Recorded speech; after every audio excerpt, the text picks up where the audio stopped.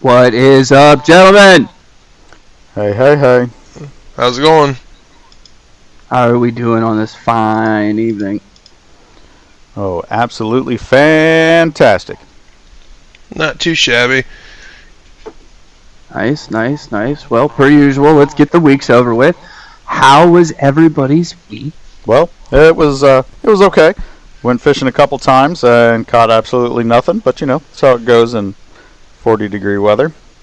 Yeah, dude. The nights have been really, really cold here. I think it was like mid to upper 30s. I think I got up Tuesday morning. It was like 34 degrees. Yeah, definitely. Not great. What about you, Kyle? Oh, I've been at home resting my hand. It's getting better. Well, Good to hear that it's on the mend. Yeah. They do say. I might be able to throw it, hopefully, this week. That's what I'm hoping. This coming up week. I think a couple more days. Because it's finally starting to be able to bend. So. Yeah, hopefully the weather helps. Oh yeah, it helps to keep it cool for sure.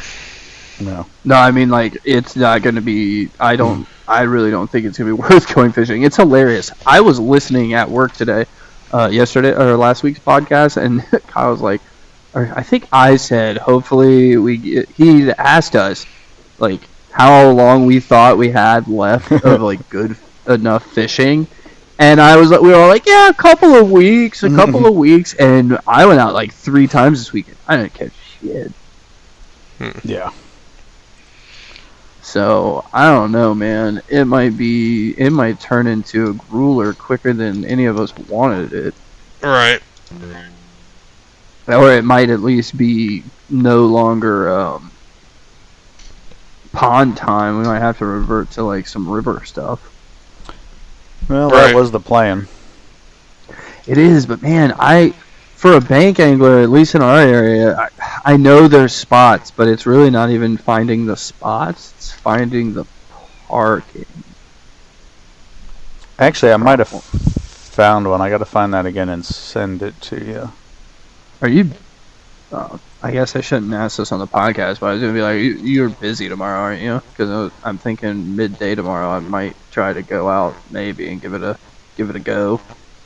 I've got stuff to do around noonish and before, and I know we have plans in the afternoon as well.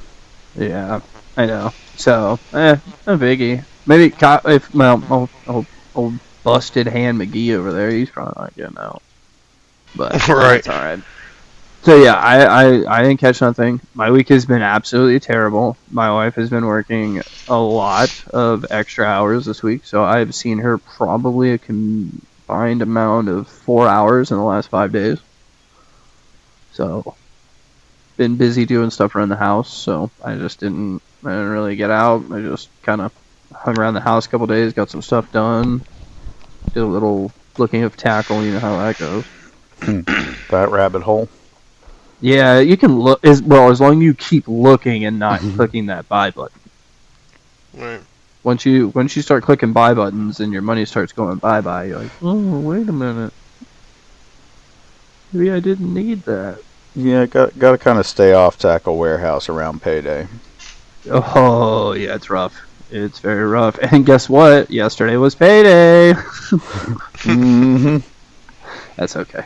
I've purchased something for myself this week already that I'm super excited about, so I will leave the purchasing alone. But it does not mean I will not peruse the new section of Tackle Warehouse. Are you actually on it right now, James? No. Is there something cool on the new and featured? Nothing that crazy. I mean, they're still showing off the Swag LT from Z-Man, which I think that might be my replacement for the Mag Draft, like fully rigged one, like the kitted one, not the freestyle. So we'll see. And then they're also still showing off the grass piece, which looks so good. Of course, first thing I see is Luz's new KVD Elite Series.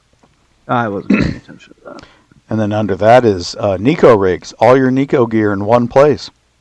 Yeah, I just seen that and I clicked on it and I immediately was just discouraged. Because I just see a bunch of okay, the fatty mag worm Z-Man. Okay, that's a good choice, but you're definitely going to want to have either those specific nail weights or you're going to want to buy the rattlesnaker. So the bruiser baits, terrible. The Senko from Yamamoto, you know me, I hate that. A robo worm? Straight tail worm? Really? Is that for drop shots? Okay. Now the Daiwa Yamamoto Nico Macho worm? That looks interesting. Okay. Well, we can't just sit here and scroll Tackle Warehouse. I mean, we can. I mean, if you guys want to talk about Tackle Warehouse and just sit here and scroll Lewis, we can do that. You're the one who got me on it, and now I'm looking at those Raid Japan Pellers. Oh, yeah. Those look sick, don't they? Yeah. Them look cool. I think I've seen them. No, I was hoping to see that thing that I sent you a video on Instagram today with that new Z-Man bait coming out, or is it already out? Which one was that again? Oh God, I don't remember, but it's a Ned rig. Huh? You sent me the mayor today. Okay, now that looks sick. But no, I thought I also sent you the Z-Man one. Here, let me pull up Instagram while we're sitting here. You sent me a G-Crack one. Oh, okay, now that I haven't sent that to Kyle, and I need to send that to Kyle. Oh, you're talking about the thick trick. You sent me that yesterday. Yes, I was trying to see if they were out, because that actually kind of interests me as a Ned rig item this year. They are out. They come in at 2.75. Ooh. It was an ICAST 2025 release. Get it? I thought fried chicken. Do they have fried chicken? No way. Yeah, they do. Oh, dude, I might have to get that. That's wild. That to me? That is ridiculous. Kyle, Z-Man should be, if you're going, when you go ordering for next year, definitely just go down Z-Man. You can buy a pack of, their base plastics are, $4.99, $5.99 for, normally, 7 or 8 of them. And one of them will probably last you 30 or 40 fish. As long as you don't snag it and lose it. Right. Have you seen their color, the right stuff? Yeah, I have, actually. I'm looking through the colors right now on that thick stick. Yep. Now look at their watermelon red on that. Oh. Right? That is wild. Ooh. Ladies and gentlemen, if you listen to this podcast, recommendations on the high, go give these a look. Holy smokes. I like that Tackle Warehouse is starting to get their own colors. You seen the Tackle Warehouse pay dirt? No. Okay, so I'm looking at another one that I was looking at the other day, the Fatty's Thick Sticks, in the 6-inch. I was thinking this might be a nice Nico rig. And the pay dirt is a cool looking color. Same with the Bruiser, but I think the pay dirt was more of your kind of style because it reminds me of the Alabama Craw. Green pumpkin orange is rather Alabama something that James Craw. Loves. And dirt. This is actually not too bad that we're talking about this, James, because this week we're talking confidence. That is and true. That's a color you're confident in. On a crawl. Yeah. I do prefer it on a crawl. Well, it's called Alabama Crawl. I would definitely throw it on that fatty thick stick. That is a 6-inch worm. Ooh. Yeah. Oh, well, it's not the longest worm in my repertoire, but I still really like it. Have you both looked at the grass piece? Oh, it looks so good. Well, yeah. My chatterbait loving behind has been looking at that. It's a chatterbait and a spinnerbait at a bait. Reminds me of Pineapple Express. It's not letting me look up the grass piece. Yeah, it wouldn't let me look at it either. I don't know why. They must be had to pull it off the site for problems or something. Yeah.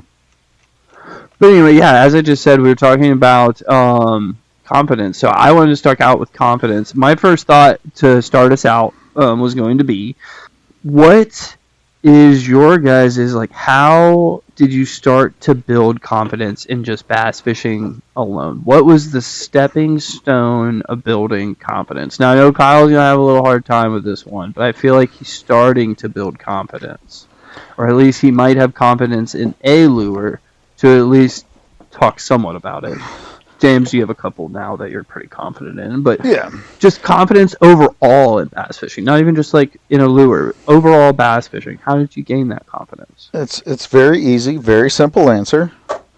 Catching fish.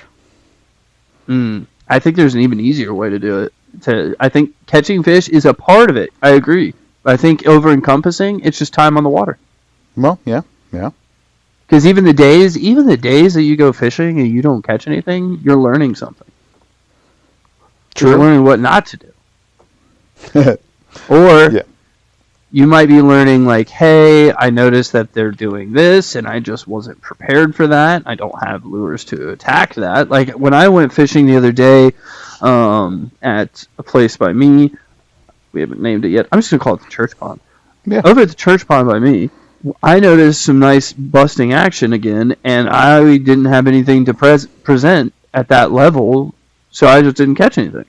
So do you think confidence is a part of learning, or do you feel like it is just the catch? Like you think you catch a bass on a lure, and you're like, oh man, this is it. I know what I'm doing now, or is it over time? So confidence with a lure, I think a big portion of it is catching. The more bass I catch on a lure, the more confident I am with that lure. Now, fishing in general, I would say it's just time, because you're going to become more confident in your casting. The more you cast and practice and get your aim down better, you'll be more confident. And choosing lures, as you said, but that's still more catching to me. I think a couple things. One, you're right. There's a lot more than confidence in your bait. You have to be confident in the way you're casting. You have to be confident in the way you're retrieving. You have to be confident in your presentation. You have to be confident in a lot of different factors, right? And I think as you're doing these and getting success or seeing success in failures, you're learning, and subsequently you're processing this and you're gaining confidence from it, right? Mm-hmm. Right. So if you could say what was one thing outside of catching bass that bestowed confidence on you, what would it be? Now, and I think an easy one.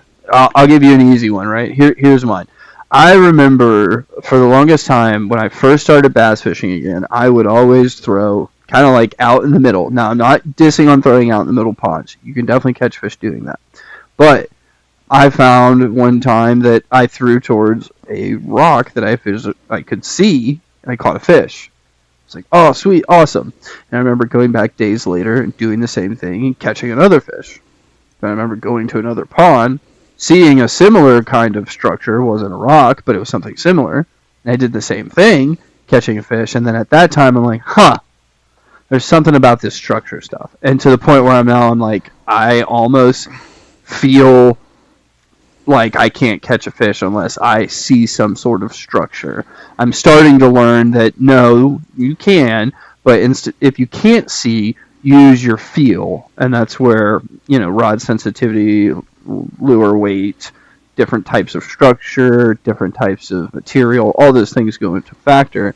But that's where I'm starting to gain confidence now. That's why I think this year the bottom dragging and bottom bouncing was so reliable for me, because I just started really gaining confidence in that. So what's something for you guys? Anything other than just catches on the lure? I mean, as you said, it's a lot of time.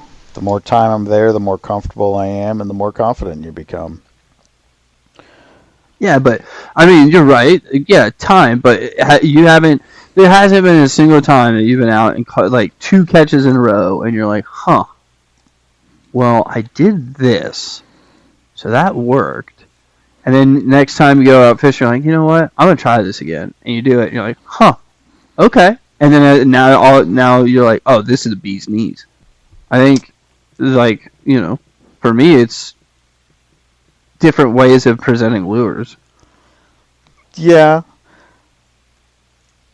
I guess it's I tend to change it up so much when I'm out there anyways That you don't notice it.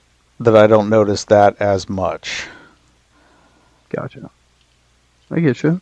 As if as I've learned from you, I tend to throw cover, shallow, parallel with the bank. Those are my first three things I'm throwing at, basically. And then varying my retrieves, and then I'm throwing straight into the middle.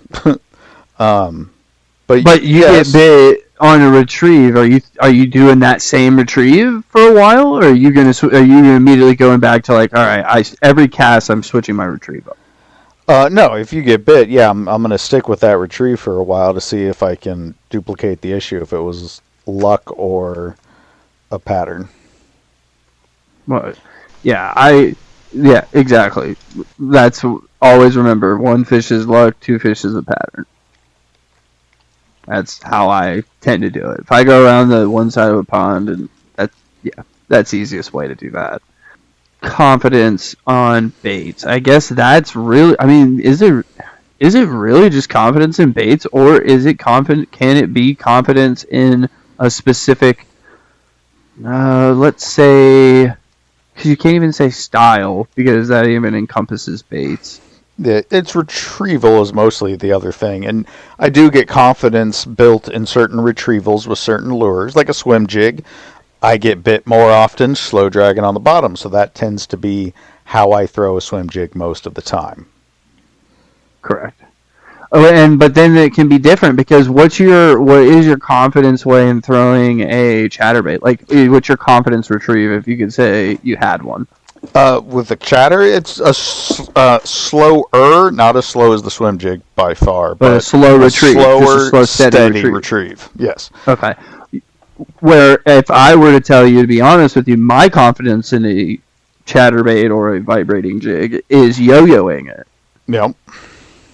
That's where I've caught my most fish. So I guess it could be in presentation. I was just wondering if you thought that it could. If somebody was like so confident in fishing rocks, or I'm so confident in fishing in wooded cover, or I'm so confident in fishing grass, or what's a structure you're least confident in? Like grass and weeds. Mm-hmm. Yeah. So I agree with you. Ponds right now. Yeah. I agree with you. There's I think definitely mine's more sticks and trees. Yeah. Well, that's just because you don't know how to cast. I mean, there's some rivers. About there's just a few rivers. You know what I mean? Yeah. You talk about you talking about submerged, like timber. Correct. Right? Not like sticks and trees on the outside of the pond, which is what it sounded like you were saying. No. We've all decorated a tree or two with lures. Oh, yeah, you have to decorate the trees. Christmas is coming. Yeah. There is a few of them. Yeah, so I would agree. Now, what are some? I think the easiest thing is I really think the easiest thing is just to go into some. I want to go into confidence baits, but I want to ask this first. What are some of the least confident baits that you have in your arsenal, or not in your arsenal, I should say? And what is your least confident time of year? I already know what that answer is. I was going to say, are you going to say other than winter? Well, technically, I don't know. No, I'll let you say winter, because I mean, I think that's traditionally, unless you live in the South, that's what you're saying. Even if you ice fish, you're like, it's still winter. Yeah. Least confident. What are you least confident? Least confident baits is actually a pretty easy question after 2 seconds of thought. Most hard baits. The only hard bait I have any confidence in is a jerk bait. I have never really used a rattle trap or any other real actual hard baits, not even a hard swim bait. Yeah, I'm in the same boat there. I use swim baits. I've used treble baits before, but I have a tendency not to, or hard baits. I have a tendency not to use them. But dabbling a little bit back into them now, so I could see that. Yeah, I'm going to try to dabble into it also more. I'm going to try to do the what James with the Kyle. I'll tell you right now, I have an entire tackle box filled full of treble baits that I do not use. You are more than welcome to have my. Yeah, I would like to try to do more with the jerk bait because I like it. I mean, it's different, and I like fucking with it over at Van Werf, so I think I'm going to try it. Used a soft one. The hard one's a little bit crazier because you can get ones that float. You get ones that suspend in the water column. They're kind of wild. Yeah, they're fun.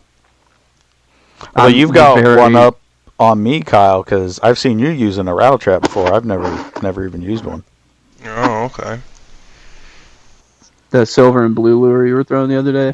Oh, yeah. Yep.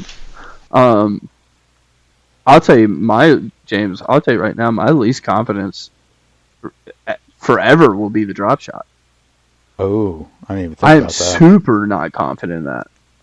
I'm not for sure what that is.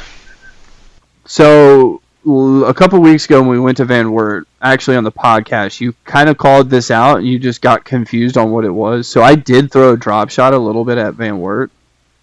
So what it is it's an egg sinker or some kind of sinker on a bottom, and then it's a bit of line you're choosing and your hook. So basically your weight hits the bottom, and then your lure floats up above a little ways, like horizontal in the water. You normally want to use like a real buoyant plastic when doing that. Mainly, was using Z-Man, but I've never caught anything, which gives me zero confidence. It tends to be more of a boat tactic because it's easier to work when it's going straight down from your rod and not cast out from a bank. Yeah. Because you get that vertical presentation that's straight up and down. Okay. Now, I could also say I am not 100% confident in, like, jigs in general. Like, I'm confident as can be in a swim jig. But if you were to, like, hey, we're fishing football jigs today, I'd be like, okay. Like, I get the idea. You just drag it across rock and it just wobbles. Like, I get the idea, but I've never done it, so I don't have any confidence in it. And we don't have a lot of rocky ponds around here. Not around us. We'd have to travel a little bit further, but maybe one day we'll be out of these ponds and on to bigger and better things. But later on in the world for that, hopefully. So, all right, Kyle, what are you least confident in? What scares you the most when you look at lures? Like, what's something you're like, nah, there ain't no way I'm throwing that. There's no way I could do that. I mean, honestly, like I said, I haven't really tried a lot of other things besides what you guys letting me throw. And I mean, probably like the worst thing I probably really didn't like to throw was the spook. That was a little hard. That was a little different. With the jerk and the reel, and the jerk and the reel is just a little bit different because it was bigger, I guess. It's not like a jerk bait. A little bit more. I never really got. I didn't think I was going to get anything with it because I thought it was just so big. You know what I mean? Really, you didn't think you were going to get anything with it, even though I was showing you how to use it and caught a fish. Yeah, I know that. And it was nuts. Crazy. I know. And then remember, I think like 2 seconds later, I was showing you again, and then I hooked on one and lost it. Yeah. I was like, there ain't no way, man. He was like, hold on, Kyle. He was like, try this, and you let me have it. I was like, man, I'm not getting nothing with this. And then you grabbed it. Yeah, it was funny, I guess, for you. Yeah. That's why I'm hoping. Don't worry, boys. I'm hoping next year to have some baits that I'll catch fish on, and you'd be like, I can't believe you caught a fish on that. Yeah, I really cannot believe you caught a fish on that. There's no way. Next year going to be the year of the tanks.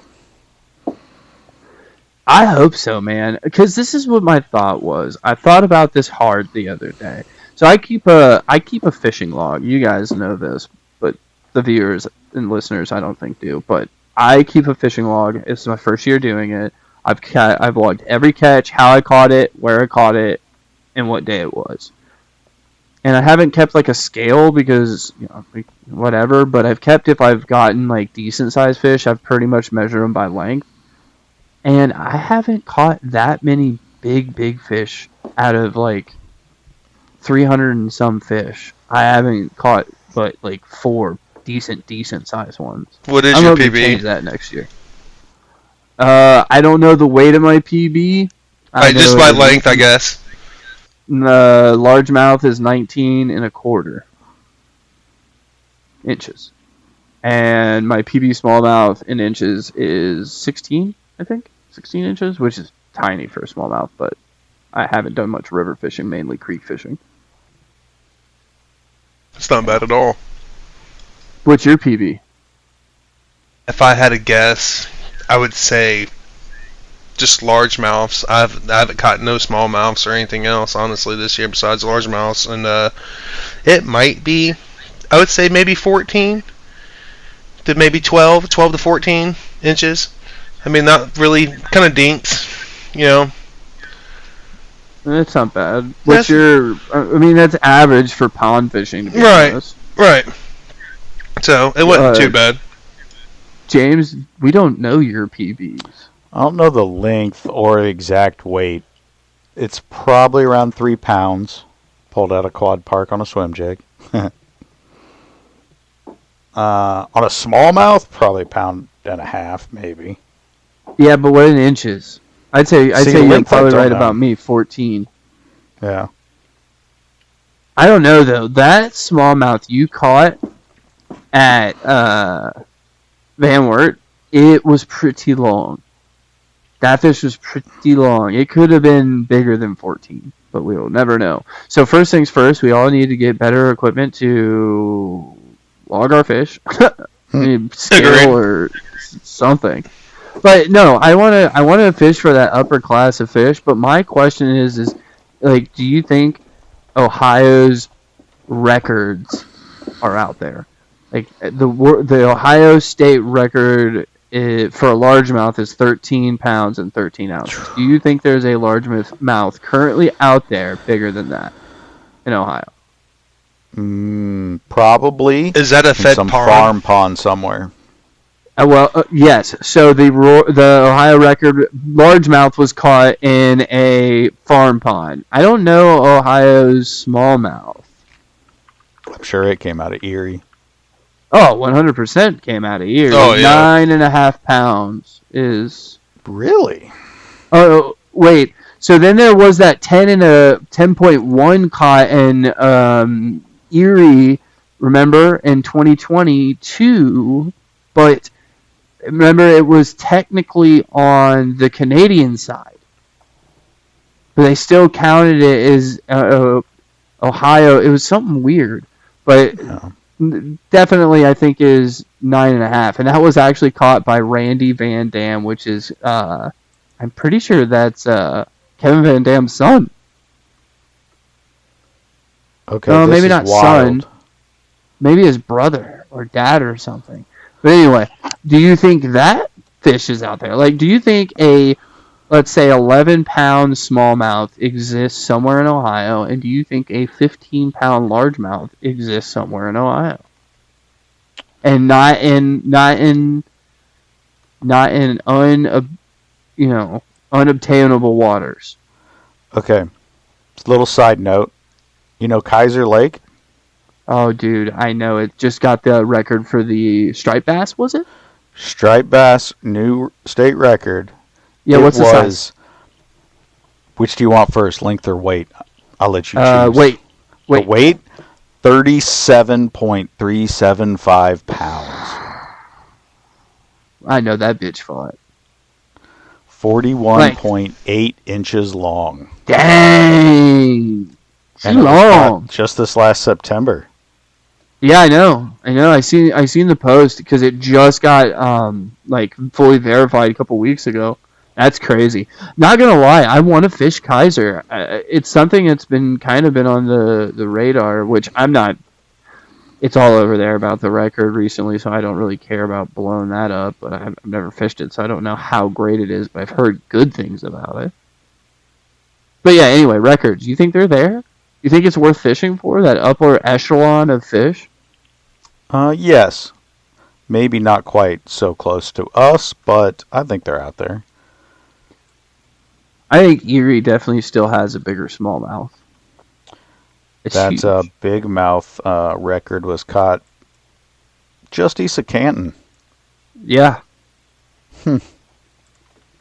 So, I don't know. It's something I think about every once in a while. I want to just start throwing things to catch bigger fish because I want to be able to say, like, my PB in Ohio is like 6-7 pounds. Because I feel like if you say that to somebody that's a bass fisherman not from Ohio, or at least knows how Ohio fishing is, they're going to be like, oh, that's nice. But I don't know if it'll ever happen. Fishing's kind of like playing the lottery, except we just spend money on lures. I was to say, it might be more expensive. Depends. If I start, buying $100 swim baits all the time, then yeah, it might get expensive. What about you, Kyle? I am confident in a wacky worm, honestly. That was my first go-to. I'm just saying, it presents itself pretty nicely. It floats, it gives it a little wiggle, and it just always worked for me. You want to know why the wacky wood's so deadly? What is it? Tell me. Whisper it to me. It's because the death wobble. That's what that's called. The way it falls, it's called a death wobble. So to a bass, it looks like literally a dying fish just floating down to the bottom. Yeah, it was presenting itself on the side or something, and like floating down. Yeah, so a bass can only see one way, at least from what I've heard. So that's why the horizontal wobble is such a good presentation. Is that your only confidence lure? Yes, sir, that it is. There ain't really much to talk about it, really, honestly. Except for, I grew a lot of confidence on it over at my pond. So, you gotta grow confidence in fishing other places. Yeah, well, it comes and it goes, depending. Sometimes you feel it, sometimes you don't. It depends on your confidence. What do you think's the largest largemouth inside that pond at your place you go to? Honestly, I did see one in there. My dad took a picture, and it looked at least about 3 pounds, and it looked at least about 14. It was at least 14 inches long.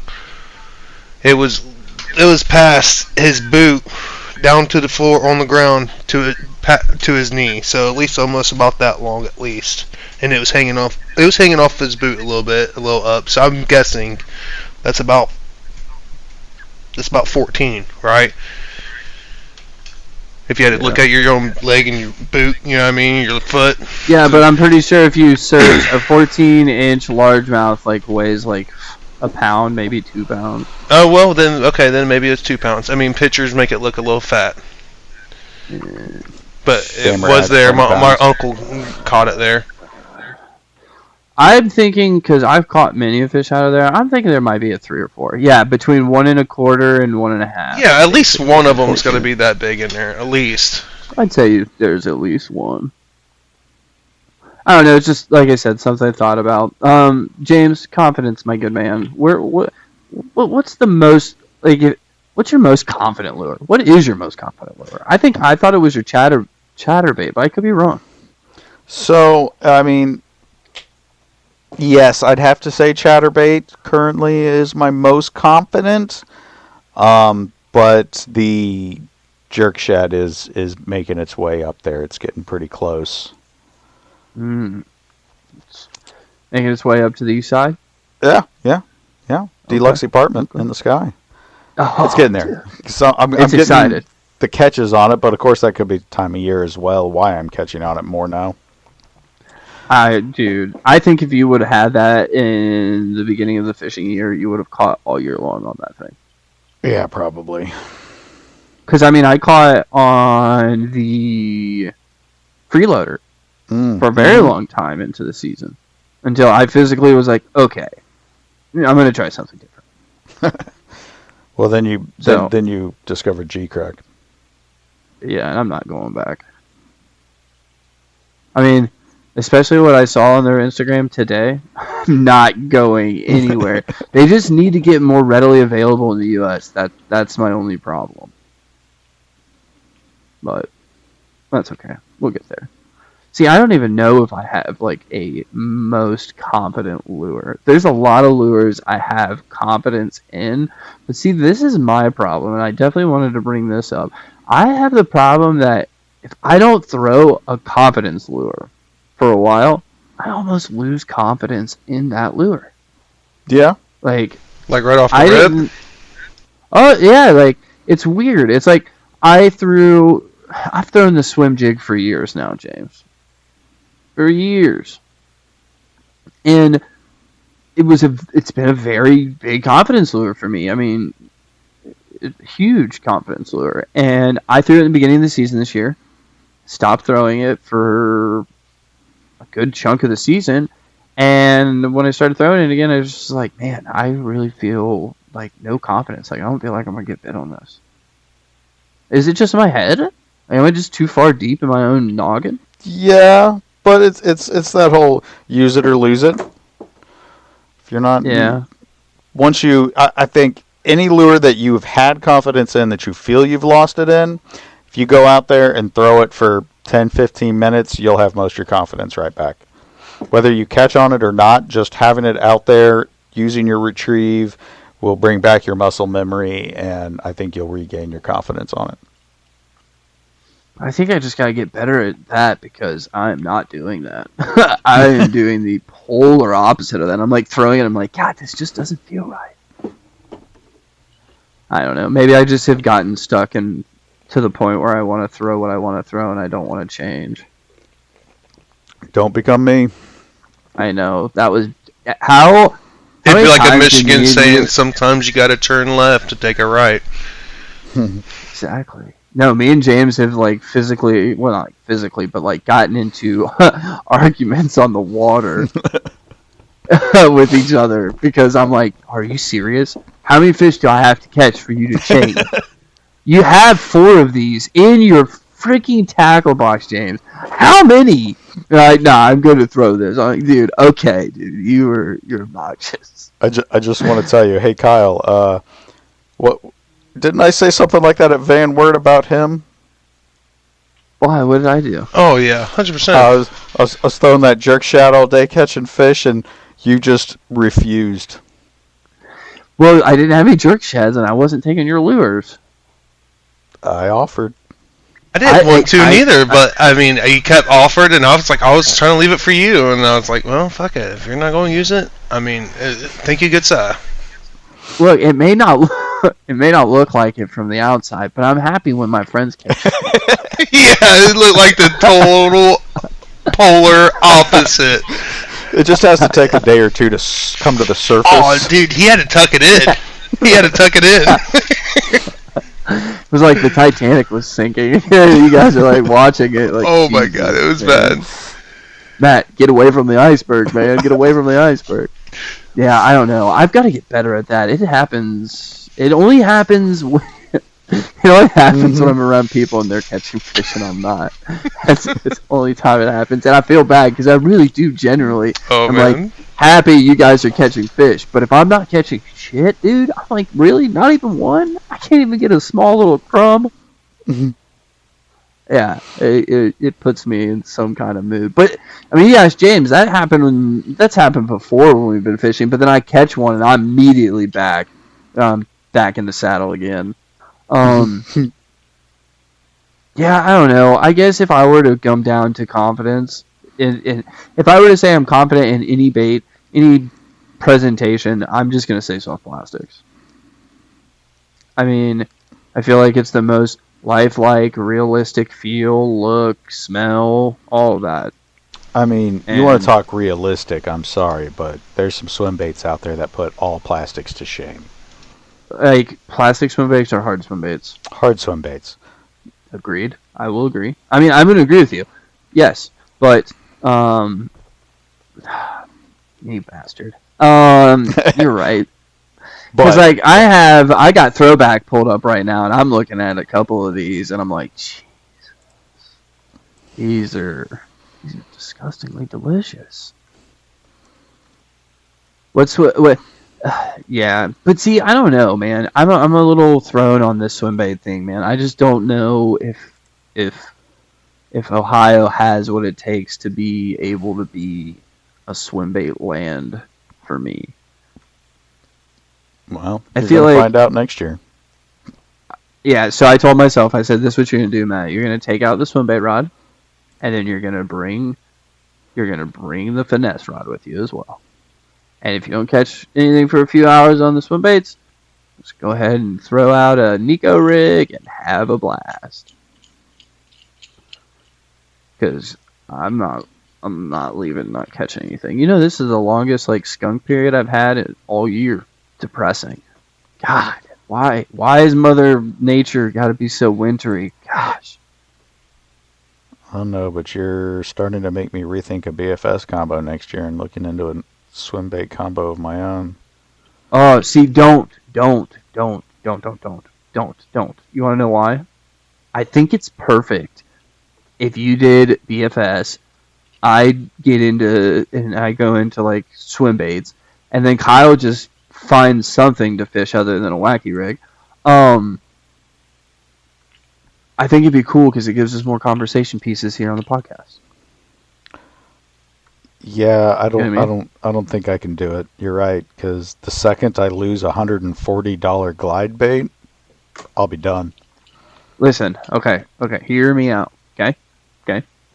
Because I'm going to have the same conversation with my wife. So, listen to the podcast, honey. All right. The only reason it's worth $140 is because it's a glide bait, and that glide bait isn't really going to go more than a foot to 2 foot underwater. So you're going to work it shallow anyway. And if this is in the water 3 to 4 feet, I'm going for it. Yeah, I am going for it. All I got to say Oh, is I'd you go better bare get your ass line for it. issues under control. What? So all I got to say is you better get your line issues under control. Otherwise, you're going to snap off in a fish's mouth and it's going to swim away with it. So first things first, I got to learn a new knot because there's a better knot, I guess, to tie when you use swim baits. Big ones, so you make sure you keep them. And 2, have you looked into the plastic swim baits? No, I actually have not. So there's a couple companies that make bigger plastic swim baits that, in my mind, are also super sweet. Like Working Class Zero. There's like the Citizen, the Tyrant. I forget the other one he has. But there's a few there, and they're not as expensive for like 2 of them. So like the Magdraft Freestyles, for instance, I got 2 of them for $17. I'm not gonna really care if I lose one of those. You know what I mean? Oh, yeah. And the Citizens and stuff like that, you can glue those back together if they get eaten up. The Tyrant is dope. What is the other one? I can't remember the name of it. I guess there are cheaper options for some of these hard glide baits as well. Yes. Just if you ever go to buy one, make sure you ask me what it is first, or look into it. 'Cause don't buy like cheap knockoffs because they're gonna be trash. Well, like 6 Cents sells one that's $50 or less. Yeah, and there's also the Trace. Me and Ben have been using the Trace. Yeah. So, I mean, I think that's a good swim bait. But for glide, it's kind of hard. I mean, there's one I think I could recommend after I use it for a little while, but I'm not going to talk about it. But everybody says the best beginner, cheapish end glide bait to start off with is the Mike Buka ABS glide bait. And that's why these glide baits are more expensive, James, because they're not made out of plastic. They're made out of either resin or wood. Right. unless you find an ABS plastic one, and then they're cheaper. If you still got that Tackle Warehouse pulled up, I'll show you a couple that are on the cheaper end you might like. Ooh. I mean, this, ladies and gentlemen, we've been talking about confidence, but this has turned into a little bit of a hodgepodge, and I'm okay with that. But if you go to the Tackle Warehouse, like new items, and go down to where is it? New swim baits? No. Yeah, it's in the new swim baits. There's a few I'd like to point out to you. So just let me know when you get there. Hold on, because I was on a dive there and ended up on the Depths Tiny Bull Shooter. Oh yes. Oh my gosh, yes, I like that one too. I do like that one too. It's only 4 inches and only an ounce. Yeah. Oh. Yeah, dude. It's sick. Kyle, are you looking at these too, or are you just you just like, nah, dude, these guys are crazy. The colors. Okay. I think Kyle. What was I looking for again? Out. No, I'm here. Sorry, my bad. It was I had my Go. Yep, I'm already here. Yeah, I'm already here. muted. I'm already Okay. here. New hard body swim baits. Yeah, I was going to tell James how to get there. Go to the main page, and then go to new, and then go down to swim baits. Have you heard anything about the Fish Labs? Okay, you're already on this page, right? Yeah. Okay, I have not, but look at the Berkeley Powerbait chop block. Okay. So this is a soft glide bait. Comes in a 6-inch, an 8-inch, and a 10-inch. These just released. Now, a part of me hates this because it's kind of a clone of a JDM bait. It hurts my JDM heart, but these are going to be readily available, and they look sick in the water. I really think about trying one of these. A 6-inch is only $15.99. That's pretty affordable. The other one I want you to look at is the new. I might have already had you look at it. The Cinch Fishing Artisan Gill. Hold on. We got to go back to this Berkeley Powerbait. Okay, we can stay on that for a minute. Let's stay there. How is that hook set up there? I've never seen a hook set up like that. Okay. The first hook hooks into the plastic through a slot. The back hook is held in by a magnet, and it's actually two. It's not a treble. It's a double. Yeah. Like a frog hook. Yeah. Yeah, and it's all on a wired harness. Or I think it's a cord with wire. It'll pop out. Yep. Okay. Huh. Yep. And the plastic's pretty durable. I think it's like a harder, like almost silicone plastic. Ooh, that. Yeah, I'm kind of interested. If you're looking at colors, the pumpkin seed, the MF pumpkin seed, looks Jesus. So's the MF bluegill. Exactly. So, I don't know if you guys know anybody that has a birthday coming up, but these might be. I'm just saying they might like those. Anyway, yeah, these look sick. I don't know if they smell because that's Berkeley Powerbait's whole like thing. I don't know if they have a scent, but they look sick, dude. I mean, even the MF Shellcracker looks pretty good. Or the honey pot. Mm-hmm. Yeah. I don't know, dude. The crappie. I've caught more crappie this year in these ponds. I'm thinking more like that crappie might be a sleepy little nugget of fun right there. But like 6-inch only weighs an ounce, dude. Like, I'd be throwing that on my medium heavy. Now, the 8-inch you bumping up, you're going to need you a swim bait rod, but it's okay. Anywho, enough about Berkeley. Cinch Fishing Artisan Gill. You all see that one? I am about to get Have there. not. What did you say, James? I am about to get there. So it was like the next row down after the chop block, Kyle. Sorry, apparently I didn't have a wish list set up on Tackle Warehouse yet. He said, but I got one now. Yeah. if Tackle Warehouse will listen to me. But yeah, this Kyle, if you're looking at it, the Artisan Gill, it looks so cool. Yeah, for sure. This guy is actual artist that makes these, and yeah, that albino color is wild. Yes, I want it so bad, so bad. I want the 90 millimeter so bad. It's a so the 90 millimeter is the 3.5 inch, and it's 7/8 ounce. The 130 is a 5.1 inch, and it's a 2.5 ounce. But yeah, the albino, for everybody listening, the albino is like a pink, like a light pink with like some like chartreuse and orangey fin. It's just wild. The eyeball is what gets me on this one. We should have done a visual aspect, but we didn't know we were going to do this. I think from now on, we just record my screen. Put in the comments of this audio podcast. You guys think we should record Matt's screen so you guys can see what I'm talking about from now on. But also, James, the pumpkin seed looks super dope. It looks pretty good. I really liked the last one. Oh, the spec? Was it? Oh, or the shellcracker. The shellcracker is pretty dope. It's like your normal bluegill pattern. I like the shellcracker. It's nice, but I do really like the spec. I do too. A crappie pattern, right? I think it's something to try. And then the only other one I wanted to point out that you may have not noticed is the Spro KGB little guy. I think I saw those on the last page I was looking at. Yeah, so that's another one. It's a 0.9 ounce, and it's almost 5 inches long. And, again, comes in not very many colors, unfortunately.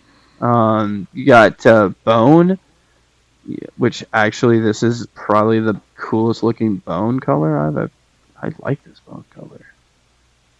But then your grand shad and your platinum shad. Personally, I like the bone. Yeah, that's not as white as a bone usually is. Yeah, I agree. Or you know what I'd do? I'd buy the bone and I'd send it out to a painter and have them paint like a bluegill color for me or something. I think bluegill patterns and like crappie patterns are going to be more of a thing for swim baits than a oh shoot, I just had the shad. Because there's not many shad in our ponds. Now, if we were fishing lakes and things, yeah, I'd see that. But there's not very many shads in our pond. But I know that we kind of went on a tangent, but this is also kind of confidence. We're talking about what we want to gain confidence in next year. At least I know that's what I want to gain confidence in. What do you want to gain confidence in next year, Kyle? I think more like you said, like swim baits, jigs, whatever. Something between that line. Something different. Besides the worm, and I mean, I did like the new the G-Crack bellows gill. Yep. Yes, sir. That one's pretty sweet. James? If you were to recommend something for Kyle to gain confidence in, like a lure, obviously, what would you recommend? Oh, I mean that's easy. Swim jig. Yeah, that's what I'm saying. Yeah. That's all I'm saying. I recommend just. I think two tactics next year that I would recommend trying to gain confidence in would be a swim jig, and then one I think could be easy for him as well is he's already been throwing the wacky. Why don't you just turn that wacky into a Nico rig and throw that? Yeah, or a net or something like that between them lines. I love a Ned, don't get me wrong, but Neds are getting a little harder to fish in our ponds. Our ponds are getting a little mucky, trashy bottoms. Yeah. That's why I like the Nico, because your hook is off the bottom. That's why I grew to like it so much, but yeah, I think swim baits next year. Swim baits and glides is what I want to try to work on. But I know that's kind of like hard to say, oh, I want to gain confidence in that. But I'm thinking next year I'm probably going to say that is going to be my confidence. I don't know. Did we sway you enough, James, to get away from the BFS? Maybe. Well, look, there's some options you could get to try on your current combos. Yeah, because there was some of those smaller ones in there that would go just fine, like the ones we were just looking at. Yeah. Sure. If you're doing that BFS, what kind of lures are you trying to gain confidence in on that? If you do go that route instead of the swim baits. Probably a lot more ball head jig, which I started to gain confidence on this year. With a minnow and start using more paddle tail more, because I actually haven't really dived into that with the ball head. I only used the mooch minnow. Creek fishing, so I kind of want to gain more confidence in that in ponds versus creeks, which the BFS would be good for. Mostly it's for creek fishing, so it's going to be ball head jigs, Ned rigs. But I don't know. I would like to gain confidence in creek and river fishing next year. Yeah. There's where I want to gain confidence. I think I've got enough confidence in presenting lures and learning how I need to present things and when. In most conventional lures, I just think let me take that back. In most conventional lures that contain one hook and that aren't treble hooks, because there's not very many treble hook lures I'm confident in. I'd say maybe 2, a rattle trap and maybe a square bill. I used to like a square bill way back in the day, but I think swim baits and rivers and creeks. I mean, we creek fished a good amount this year, James, but I still want to do a lot more. So much more. Yeah. We gotta take Kyle to the creeks. I think Kyle would have a blast. I just don't know how we could do that with 3 people walking some of the creeks we'd be fine. We'd be fine. Kyle would have a blast. I definitely would. He can be our snake handler. Boy. Kyle, I'm gonna put it to you this way: a 9-inch smallmouth fights harder than your PB largemouth. Oh yeah, I guarantee it. Oh, there's no guarantee. It's 100% factual. Which would be a guarantee. Shush. I know. I know it after I said it. But no, I think definitely that's something next year we could do. But we'll have to try to bestow some confidence to Kyle next year, get him off that wacky rig. Because I mean, I like the wacky rig. I think we dissed it a lot, but I mean, I like it. It's just, you know me, I'm not throwing a wacky unless it's like 7 mile per hour wind or less. I've been throwing a lot of spinnerbait like too one. this year too. That's something I tried to gain confidence in this year, and I just didn't throw it that much. I ended up just not throwing it that much. But that's a good one too. Yeah. Like a lot of people say, I mean, spinnerbait's like one of their. I think I've favorites. gotten like 2 or 3 bites, maybe. I mean, on it, hooked, But yeah, I've had more luck with the worm. But yeah, I try to gain confidence in that, and I left it on for like 3 months and didn't even take it off and just try to build confidence with it, and just didn't work out. Didn't pan out like I wanted it to. Yeah, I mean that's how it goes. I wanted to gain confidence this year in spinnerbaits, didn't happen. I wanted to gain confidence this year in finesse. I accomplished that, I think, but other than that, I didn't really want to do much else. Anything else you guys want to talk about on confidence, or are we going to wrap up confidently? I mean, I think what it comes down to is spend time. The more time you spend, the more confident you'll be. Do you think to make yourself get a confidence lure, just go and throw the same lure over and over again until you gain confidence in it is worth? To a degree, but I mean, if you're not catching, maybe not. I don't think it's worth. I think go out, fish, find some lures you find that you think you would enjoy, whether you've watched it on YouTube, whether you've listened to this podcast and we've said something that you're like, hey, that sounds like fun. Anything. Just grab it, go out and fish. The time on the water and the scenarios you get in and the catches that you get will help gain your confidence and shape the confidence that you need to hopefully land your next PB. What about you, Kyle? You got any remarks towards confidence? You've been kind of quiet. Oh no. Yeah, I would like to get more confident with the swim jig, and I would like to get more confident with the, jerk baits and any kind of bait between them lines. You know what I mean? But yeah. Hey man, again, you want some jerk baits? I got like a whole box full of them. You can have them. I'd be happy obliged.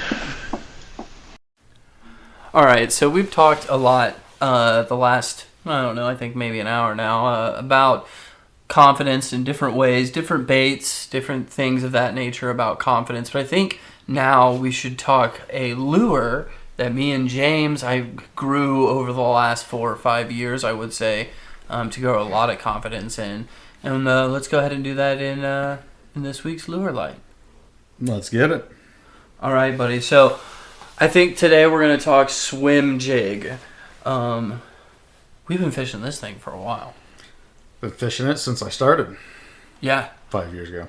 I thought about it when, because we obviously try to have a plan of what lure we're doing for the Lure Light a week, so we all can get an idea of what to talk about. And I think what I was thinking about was that trip in Michigan we took. Do you remember? We stopped at that pond, and it was like these fish had never seen a swim jig in their life. It was to the point where I was calling my shots. Babe Ruth on the pond. Yeah, it was crazy. And so we're talking swim jigs. We'll call out, since we're talking about that story, we'll call out the first swim jig we ever really fished. And we'll talk about the Googan Squad Grass Hero swim jig. Something that we picked up very early on, at least I know I did. Unfortunately, or fortunately, however you want to look at it, I was a huge fan of Googan Squad at a point in time. So I had a lot of repertoire of their lures. And, I mean, we had somewhere, what was it, Field and Stream we were getting these at? You could always find them there. So we were getting them there, so readily available to us, made it very popular to us. And wasn't very expensive. $7? They tended to be a little more expensive than your average. But you do get a hand-tied skirt, which I do find to be a lot better. I mean, this jig is just so everybody knows, we have a few here out of our own collection, and this jig I'm holding used to be mine, it's now James's. But this is at least 4 years old. Oh yeah, and it's caught at least 7 or 8 fish. Yeah, in my possession. Yeah. So, I mean, it lasts a good time, and the hook is still sharp. My only problem I ended up finding with this is the weed guard is a little too, just not stiff enough, in my opinion. So, a swim jig is an Arky style head. That's what allows this to get through grass and that mucky, bottomy muck cover. Really grass. Any type of grass is what you're going to use this for, right? Yep. That head just slices through the grass. Oh yeah, it just rides right through it. I mean, there's so many ways you can run it through the grass too. You can run it on top, right through. You can rip it through. And depending on what you're using as a trailer, which we'll get into in a little bit, but it can also change up the retrieval through that grass as well. But that's where mainly you're going to want to throw this at, which is kind of nice around here because our ponds do get really grassy. At least through summer, we find a lot of grass. So what do you think? You think using the swim jig a lot summer, fall? Yeah, mostly summer. Yeah, that's where I find that I'm using this the most, is kind of a summery, low and slow on the bottom. just rolling it down through that grass, trying to find any grass mats, getting around there, because during the summer, that's where they're going to hunker down at. Oh, yeah. So you're just rolling straight through it, and I mean, this is a great presentation, a silent presentation, a little silent-y, sleepy, sneaky giddy. So that's why I like this a lot. It's very user-friendly, I think. You're just going to want to use this on your medium-heavy bait caster. I am a fluoro guy. Are you a fluoro guy? Definitely a fluoro guy. Okay, we got two fluoro guys here. Now listen, there are guys out there using braid, so I'm going to sit here and tell you you can go both ways. I like the fluoro. I don't really know why. I can't tell you why I like the fluoro. I think me personally, I like a little bit of give, a little stretch. I know some people are like, well, why? You're setting the hook hard. But when I'm fighting it, if I so happen to get a big one and my drag's not ready yet to let them fight it, that stretch is there for a little bit of forgiveness in my eyes. That's why I'm running fluoro. The reason you want to run braid is because, yeah, you're getting that direct to hook contact. You're going to be able to jack that jaw and pull them through anything you are running through. So I understand that reasoning, but I'm just a little back axe word.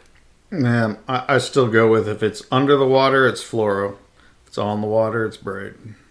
It's always a good idea. I mean, they do have the sinking braid, but I'm with you. I don't know if fish feet can see the braid. And that theory is still, I don't know yet. But that's a different conversation to have there. But retrieval. Me personally, like I said, low and slow is good for me. I keep my rod tip up personally. It keeps the head of this kind of up and slicing through that grass better.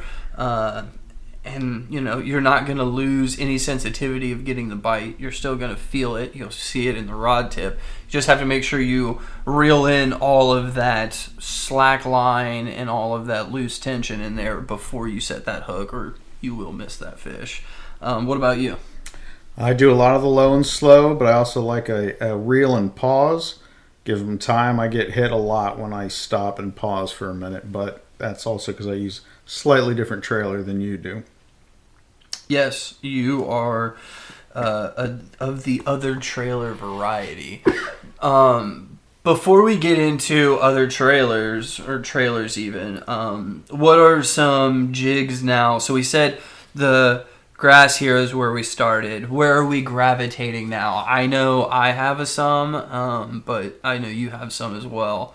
I think we both can agree, one that I recommend highly, and it's something we actually recommended in the last episode in the $100 Kyle Fishing Tackle Bag Challenge. Gosh, that's a mouthful. Is the Z-Man Cross-Eye Swim Jig. Would you agree? For sure. For sure. That's definitely the one I've been gravitating towards lately. What's your two top reasons why?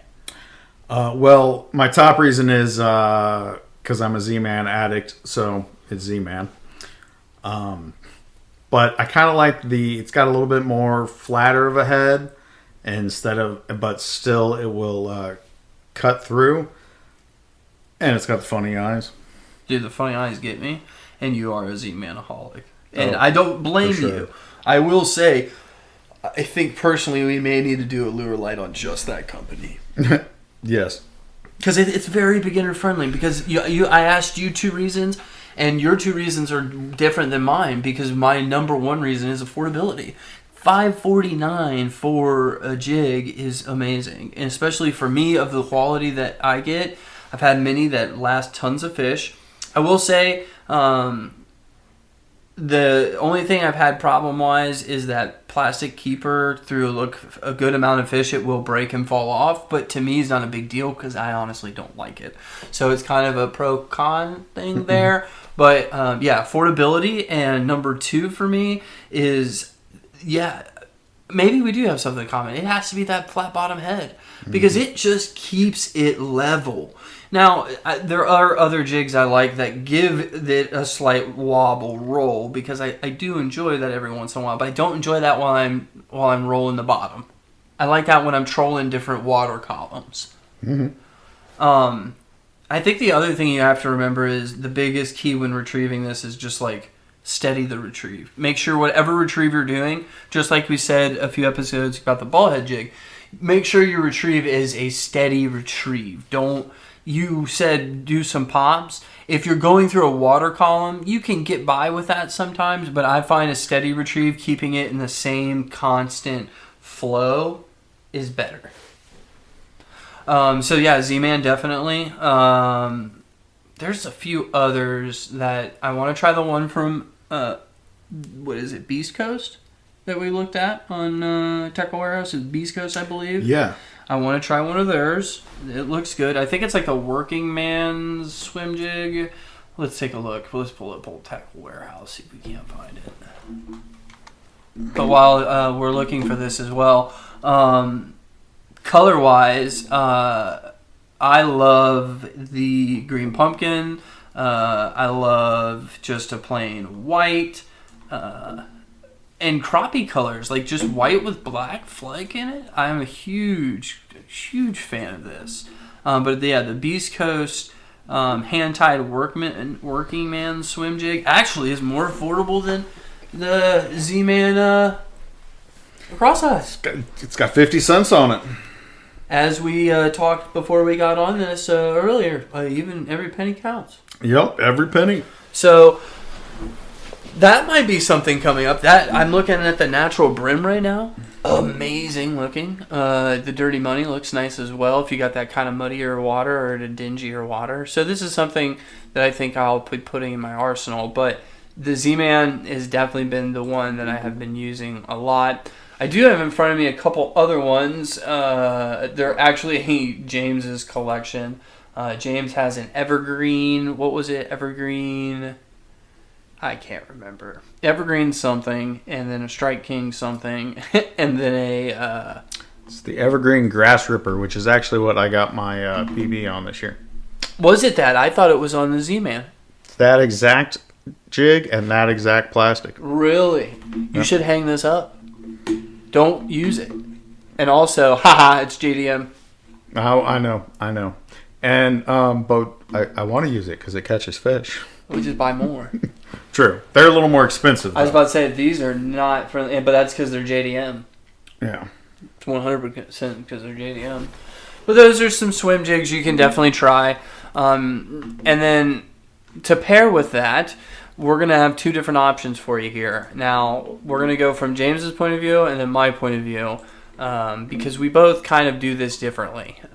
And I think it's kind of cool to see this because fishing, I mean, you can come at lures and fishing for bass so many different ways that not necessarily any way is better than the other, and not in necessarily any way is correct or necessarily any way is wrong.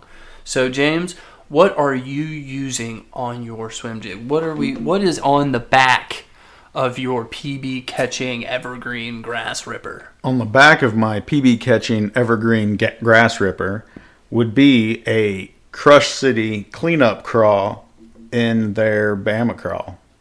Which I believe you had in your bag last week.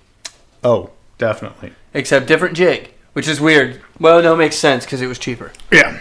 But, okay, nice. Why are we picking this? What's our reasonings behind this? I like the crawl on the back of a swim jig. Because as I said, I like that reel and pause, and it gives it that crawl action of kind of going across, and then it stops. And if you've got the right jig that has the angle on the hook a little higher, your crawl will sit up and stand and flap like is it a threatened crawl? Oh, yeah, it is. It's a threatened crawl, like they're in that fighting stance. they Yeah. call it. Yeah. Okay, I like that. Why the Crush City, though? Why are you choosing that crawl? Well, because Crush City's been crushing it this over the summer, definitely, when you introduced me to him. I used to use I started with the Guggen Cracklin Crawl, then moved on to the Krusty Crawl made by yours truly, us. Right. And that's all I used for a long time, actually, until I picked up those cleanup crawls.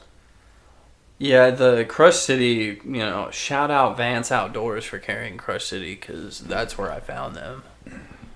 and watching Jacob Wheeler videos, so Yeah. that as well. And I'm planning to checking out the Z-Man Hella Craws because they're looking mighty tasty. They look hella cool. Yeah. Really, I mean, for real. Looking at them, that Great Elastec, that's nice. Yeah, they'll be flinging everywhere in the water. Affordability, $5.49 for 3. That's not bad, especially with Elastec.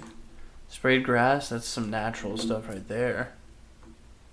The deal. I mean, come on now. You can never go wrong with the deal. Come on now. I love the deal. That hot crawl is nasty. I'd probably throw the hot crawl, definitely. I mean, California crawl, one of my faves. Oh, yeah. Absolutely one of my favorite colorways of theirs. So crawl for James, I go paddle tail. Now, I go paddle tail because I'm going for a different presentation. James is going for a crawl, I am going for a bait fish. Now, obviously, with using the paddle tail, that's what I'm trying to do. But I like to troll it still on the bottom, but I'm swimming it mainly. I don't ever really stop swimming it. I don't really pulse it. I don't really do anything. I just swim it, and I let that boot tail do its thing in the back, and it really is where all the action's coming from. I have had a lot of success that way. I've tried the crawl, and I've had no success. So I keep throwing a paddle tail on the back. Now, of course, in the beginning, we started with, I believe, the Saucy Swimmer from Guggen Squad. But I have since moved on to, just like James here, I have moved on to the Rapala Crush City Mayor as my favorite trailer. Just the 4-inch. Throw that on. You don't need anything more. You don't even cut the head off of it. Nothing. It is perfect size for your trailer. You're going to get the best kicking action out of that. The scent on it is amazing, and the density and salt quality is just perfect. So that's what I'm using right now.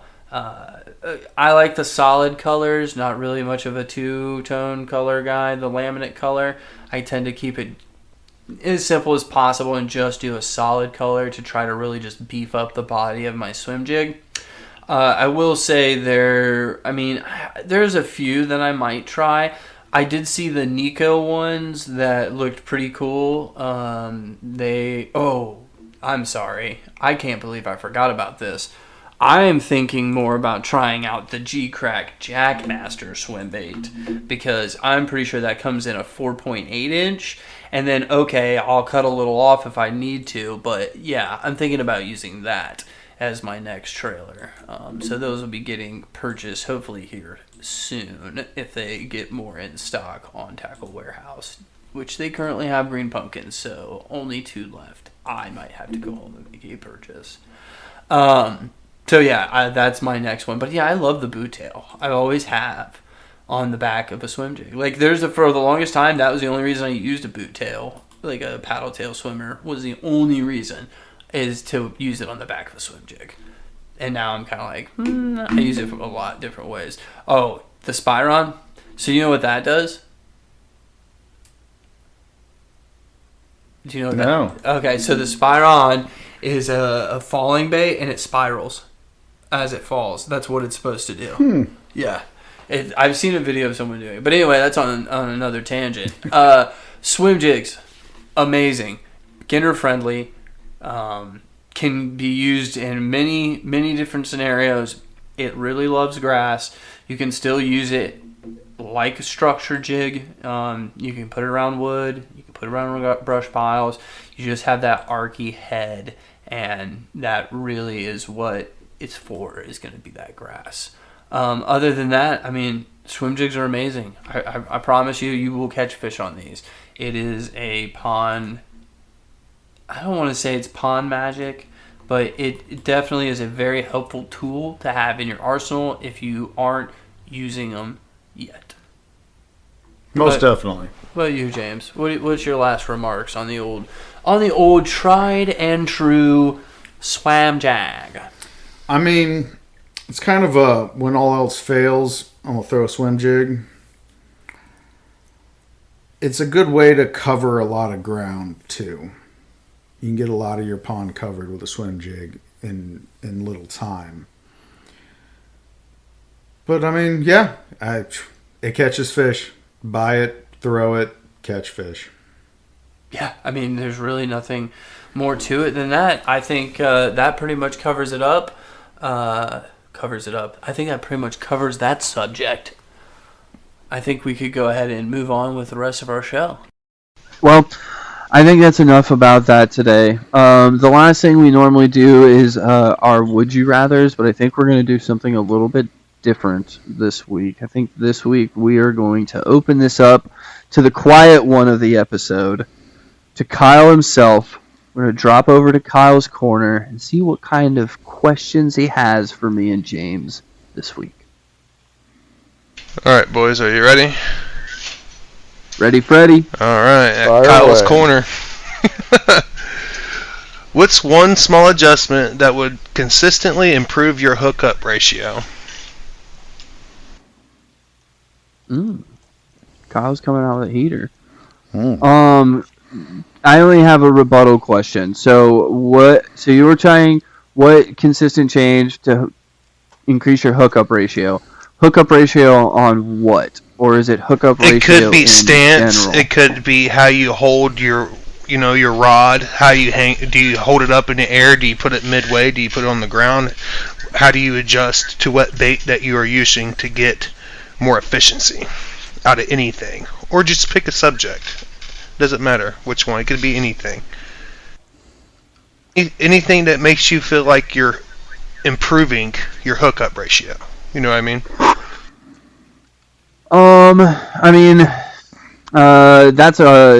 For me, just make sure you're pairing your rod power with the correct lures. Don't be rolling out with a medium heavy and trying to use this little itty bitty jerk bait. You're not going to get great success hookup ratios with that. At the same pace, don't go take your medium light spinning combo and try to use a jig. You're not going to get the right hookup ratios there. Other than that, the only other thing I can tell you to increase your hookup ratios is hookup ratio, landing ratio. Check your line, check your knots for the landing ratio. Hookup ratio, change your hooks if you need to. Make sure your hooks are sharp and watch out for rusting. Other than that, I don't really think you can do much with your hookup ratio. What about you, James? Sounds right to me. I'm not as knowledgeable when it comes to hookup ratio as you are, like on that stuff. Yeah, I have my own it's problems like think there. about it with like a Texas rig, right? Like with a Texas rig and a jig. If you want to increase your hookup ratio, okay, when you feel a bite, don't set the hook right away. Count to about 2 seconds, and then reel up as much slack as you can until you're feeling that bite, and then absolutely whip that fish's ass. I mean, you just set it like your mama just yelled at you and smacked you upside the head and turned you sideways. You set that rod as hard as you can. But I'm not doing that if I'm using a treble hook bait. If I'm using a treble hook bait, as soon as I feel the bite, I just lean my body and start reeling. That's about the only thing I can tell you as far as like the proper way, if you will, to hook into a fish. Again, that's kind of like when we talked about confidence today. It's something that comes with time. I have missed so many fish, so many hook sets. But I think the most number one thing is patience and let the fish fully eat your bait. Don't get excited that you got that, that you got that bite. You're like, I've been waiting an hour. Oh my God. You're so excited. You just want to just set the freaking hook. But just wait. Right. Wait. So that's about all I can say on that. Hey, boys, then on to the next question then. Yes, sir. All right. What is your logic behind choosing hook sizes and weights for soft plastics? All right, James, you get to answer this one first. Sure.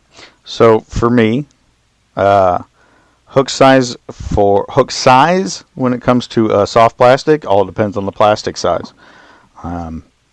Whatever it's gonna take to get the hook through the plastic and coming out where I want it to go.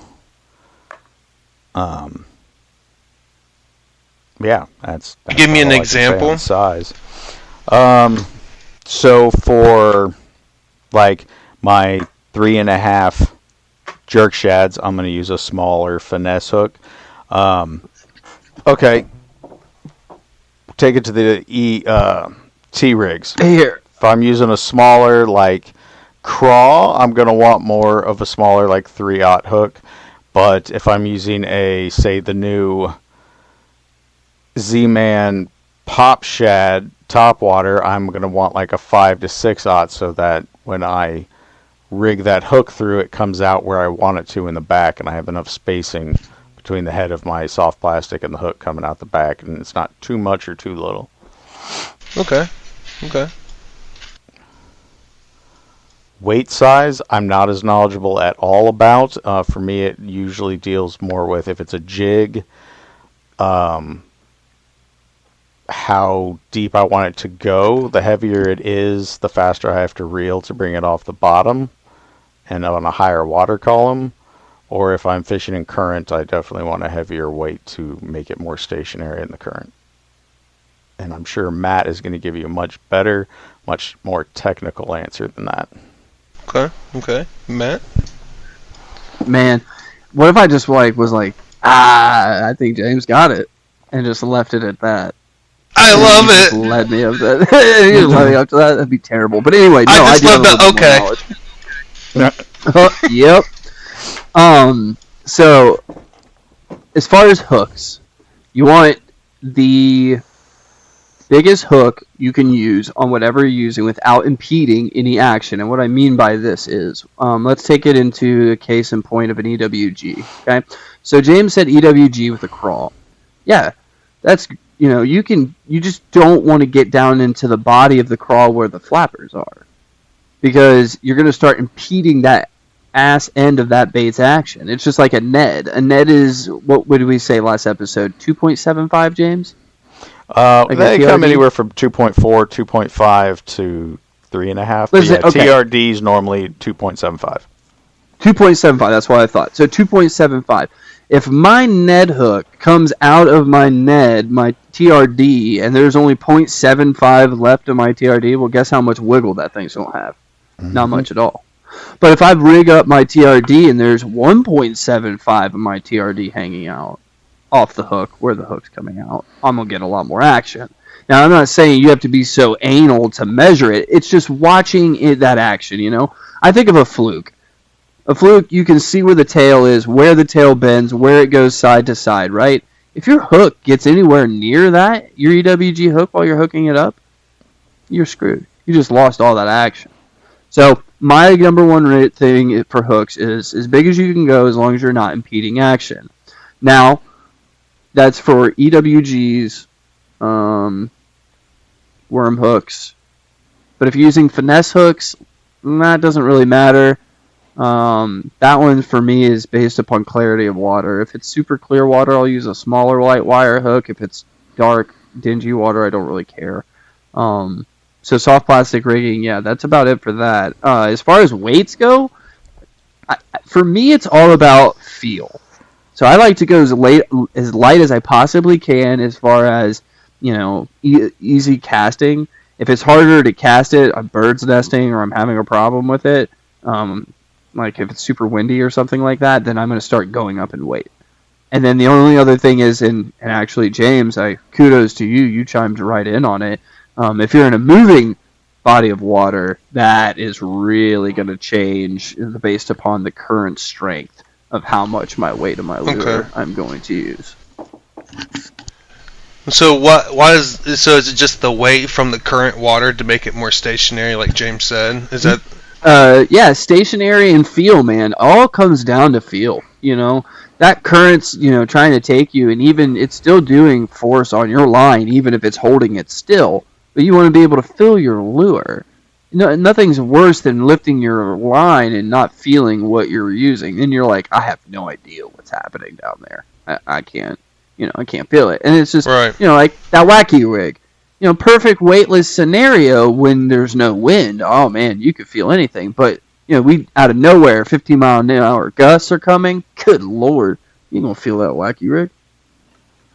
So you're gonna want to weight it, and that's where I think it all comes into play. And then the only other thing about weights and plastics and lures, and this is where it gets kind of technical and weird, is soft plastic swim baits, right? That's where it changes buoyancy of how far it's going to go down and how high it'll rise and all of that crap. But that, you don't have to worry about that. Honestly, all you need to worry about when picking weights is if you can feel it. The lightest you can go with still feeling it and still casting it with ease. Okay, so lighter, you could feel better? In my opinion, what would you say, James? You think you could feel a bite on an 1/8 ounce lure better than a 3/8 ounce lure? Depends on conditions. Yes. It depends on conditions, but I'm saying, like, that's why I say go as light as you can feel. Yes. I agree. The lighter you will feel the bite more. It'll be easier to tell the difference, too, between a bite and knocking against something. It also depends on what the weight is made out of. Yeah. That's why I choose tungsten. Safer for the Okay. environment, and you can feel it. Okay. Feel the bite more. All right, boys. Yeah, I think yeah, that on pretty to the much next. covers it. Let's go to the next one. Yeah, how many of these do you have for us? I have 3 more if you want to keep going. We're gonna just do one more. Let's do one more. We'll do one more and then we'll see if we get any feedback from the listeners. See if they enjoy this over the Would You Lathers, and then we'll do it again next week. So yeah, hit us with one more. All right, I'll hit you with one more. How do you organize your rods and tackle to minimize waste of time while fishing? And what I mean is, like, how do you visualize already packing, like, hey, I know I'm going to pack this, and this, and I'm going to have room for it and not waste anything, but also make it compact enough where you're not carrying a bunch of stuff. So what would be the main time being as versatile? Correct. Now, is this for like a trip, like you're going somewhere? To say that we're going, This isn't like let's just say we're going to Van Wert like we did. Okay, so so if you're planning something and you're doing a prep day, so we're prepping to go. It first depends for me on my bag, because I always take backpack. Which backpack I'm choosing, my small bag or my large bag, that depends on the body of water and how long I'm going to be there. If I'm going to be there a long time and it's a big body, I'm probably going to take the big bag. If it's a small body and I'm still going to be there a long time, I'll probably still take the big bag. If it's a small body and I'm not going to take much, be there very long, I'll take a small bag. I think we've already gone over our 1, 2, and 3 rod rule. If you're going to be there a while, 2 rods. If you're going to be there a super long time, 3 rods. If you need a specific, take the 3rd. Right. As far as tackle goes, if you know the body of water, structure, conditions, all of that, take those into factor and choose your tackle based upon those conditions and that structure and that body of water. If you don't know, take a little bit of everything. Okay, like, let's just say, like, it was that rocky type, and I've never fished in the rocks, you know what I mean? So what would be, like, kind of the best hookup, or, like, the setup I could have to avoid getting snagged on them rocks? Like, what would be, like, one of the main things that you think, like a ball-headed, hook, or... Well, I mean, you can go a couple routes with that. I mean, if it's rock, you can dredge through that rock with a football jig. Just put a crawl in the back of it and just wobble that bastard. See, across I've never some used rocks. one. I would have to gain Neither confidence have in that. Yeah, that's what I'm saying Neither with the have rocks. So I've Neither never, have I, but yeah. that's something Poor I've always James, he heard lost. works. What did you lose? 4 of them? 3 He really chatterbaits loves bringing this up. and 1 hoverbait jig that I didn't care for. Yeah, I'm not very satisfied with the core tackle either. I'm not a big fan of the one I got from them too, but tomato. But I mean, yeah. So that you can. So you don't drag bring no down to the line. I bottom. mean, like, what are you going to check out? Like, what are you going to look for? Dude, yeah. I mean, I bring line. I bring scissors. I bring pliers. I bring, I bring all that crap. Right. Shoot, I bring butt wipes. Say, like, how many types of hooks do you bring, or how much of that would you actually bring, or how many like sets of jigs would you bring, or how many nets would you bring, or like what would be your ratio to keep it light and steady? Like two of each, or 4 of each, or Honestly, this year when I've been pre-rigging and pre-getting ready, I've thought of 3 tactics, taken everything I need for those 3 tactics, and as much as I have for those 3 tactics, and that's it. So, if you're asking, I take every weight in that weight class that I have that I may need with me. So every one of them. Every hook, if I'm using, let's say if I'm using a 3-aught EWG, that's what I plan on using all day, I'm taking every pack I have. Because for all you know, you might get on a bite and you might start losing them left and right. I'd hate to run out of them, you know what I mean? Right. I mean, when it comes to terminal tackle, it doesn't take up much space. But more to his question of like jigs, I'll bring 2 or 3 of if I'm like chatterbaits, for instance, for Van Wert, I brought 4 different ones of different colors and 2 different weights sizes on those, so that I was prepared if I lost, and I was prepared to change colors if a different color was doing better than the one I had, basically. Right. Now, what about now I'm kind of thinking about this. What else do you make sure you take, like sunglasses? I make sure I try to always take my sunglasses. Oh, for sure. Sunglasses, as you said, pliers, snips, line, leader line. Agua. Yeah, I mean, I don't bring snack. I bring leader line. I definitely don't bring a whole spool of line for like my bait caster. You're forgetting the most important thing, and we've gone over this before. What's the most important thing to bring with you every time you go fishing? Pliers. Nope. That's your second most. Are we letting Matt guess? We're letting me guess? That's terrible. You know I always forget everything. You're the one who stressed this, I think, episode 1. Really? Water. Oh, boy. Oh, yeah, dude. Gotta stay hydrated. And I'm so glad you brought that up, actually, because now I remember. I sound like an idiot when I said that, because I said hot or cold. I meant, like, weather-wise. Not, like, the temperature of the water you're drinking. Sometimes you need that hot mug of water. So bad, dude. I listened to that, and I was like, wait a minute. People thinking that I'm talking about, like, a hot glass of water? That sounds terrible. When we were ice fishing, I could have used a hot glass of water. Oh, dude, man, I bet. I could have used a hot glass of whiskey. Well, yeah. Gosh, that was terrible. We brought that up a lot. I think that's how scarring it was.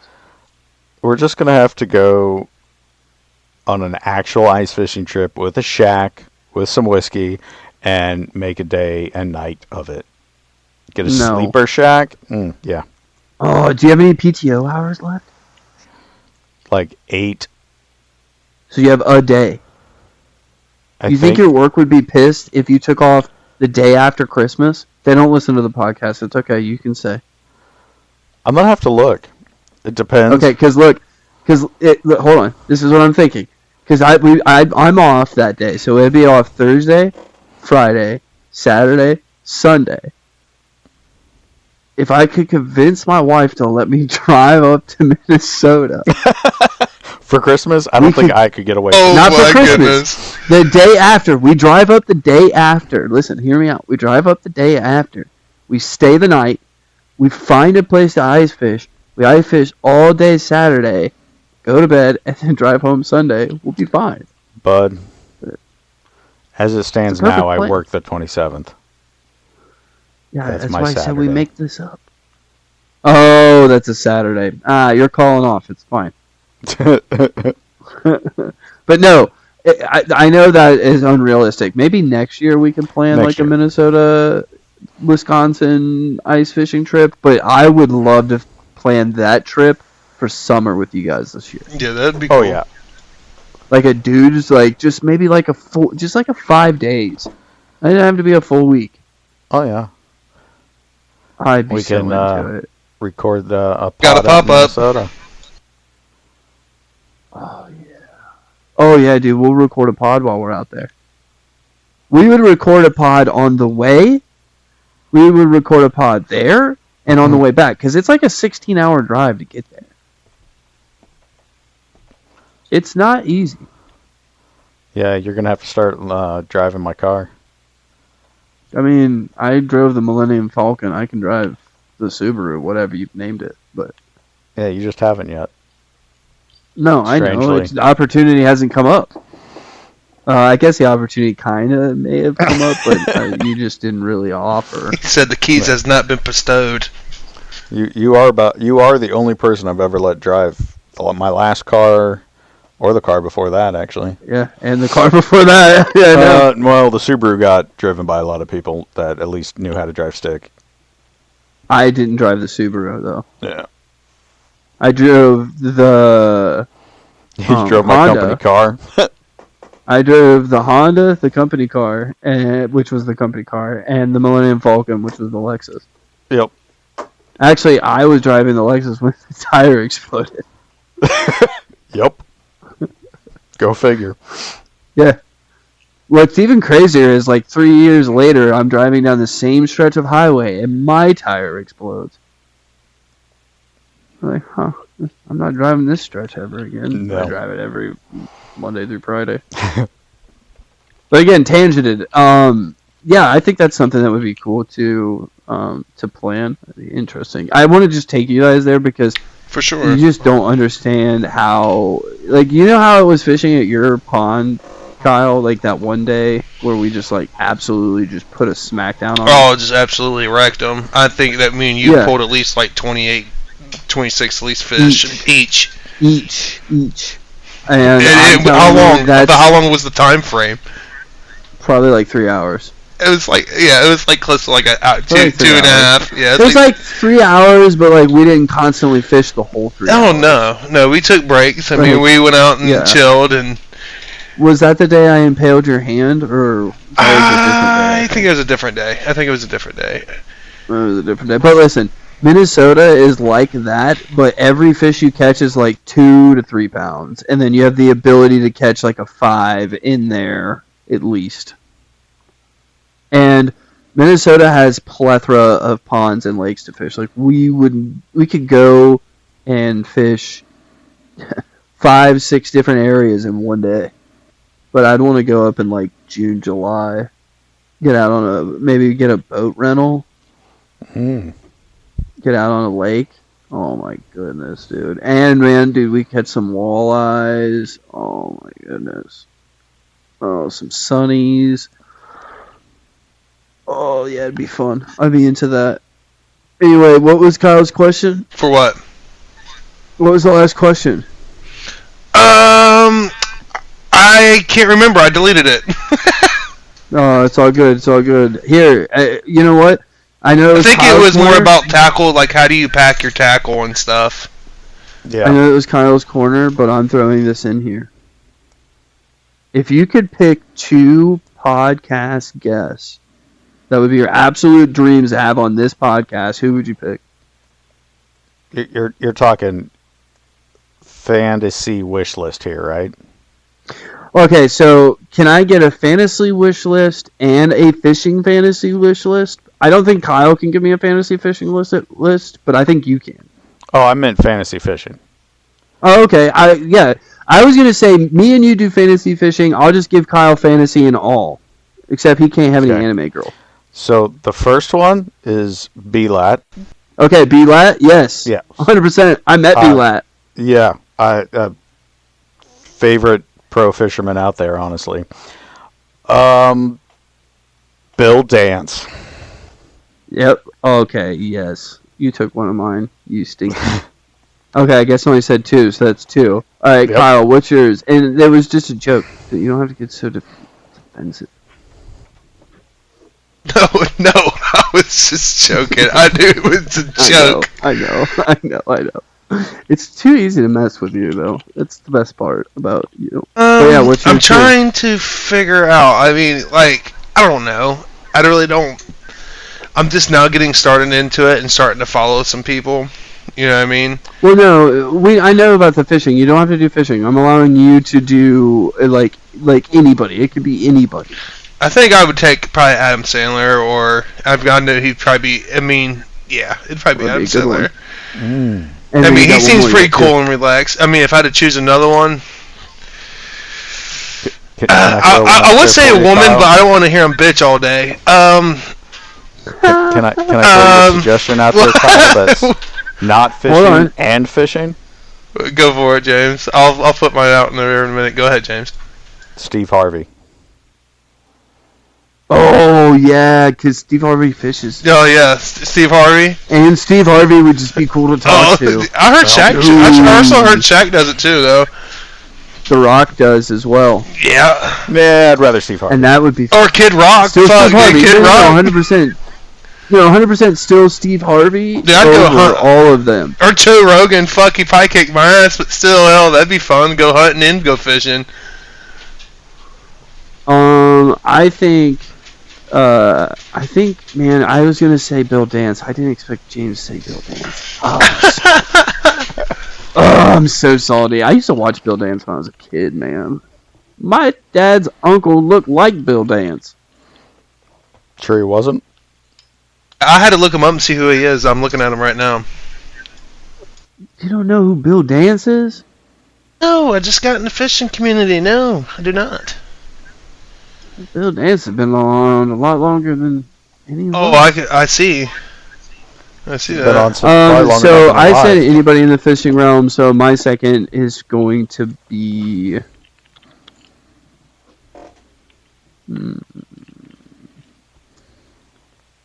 Man, that's a rough one, to be honest. There's a lot of good choices, but it's like, who you really think you would be asking the most questions? Like, you have the most questions to ask. John Stamos. John Stamos. I'm going Marshall Arwine, which is homeless fisherman. Okay. Just because I feel like since I'm getting into swim baits, it'd be cool to ask him questions about that. I also think it'd be cool to ask him questions about going to Japan and being in that JDM world, because that stuff is awesome. So yeah, I think it'd be a fun questionnaire. And of course, Bill Dance. I mean, there's a million questions to ask Bill Dance. But yeah, I See the random whoppers question he's been getting. He gets fucking some nice fish. Who? Bill Dance. Oh, Bill Dance. Bill Dance is a clutch. My man knows how to catch. But all right, boys. Well, I think it's gonna wrap up our show for today.